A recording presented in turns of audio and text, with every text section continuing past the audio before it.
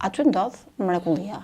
Ndodh poliuria, 9 litra diurez, e cila zgjati për 11 ditë, dhe ai le të themi ka arritur funksionin renal diku nga java e 7.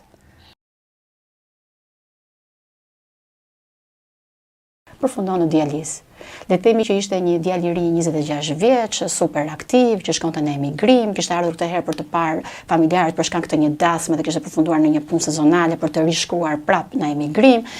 Gjithsesi ne i thamë që dializa duhet të bërë sepse ishte jetë kërcënuese mosbërja e saj. Dhe mund të themi që pacienti në fjalë tentoi dhe suicidin, e cila kjo ndodhi faktikisht në kushte spitalore.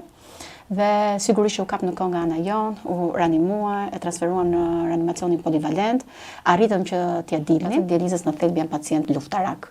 Janë pacient që luftojnë çdo ditë me jetën, për të mbijetuar me jetën, për të dëruar një buzëqeshje më shumë nesër, për të pas një moment më të vërtet me njerëzit e ty nesër, dhe mbas pse jo për të jetuar me vite më shumë mes ambientit të tyre. Ne mamin e humbëm, por ne duam që ti të dish që ne nuk e ndjem asnjëherë që ishim vetëm në luftën tonë. Kupton që përballë te jeti nuk ke një pacient, përballë te jeti ke një njeri me botkuptimin e tij, me dëshirat e tij dhe me mendimet e tij, që në fakt ti duhet të vlerësosh, sepse ti mund të jesh njëri nga ata nesër.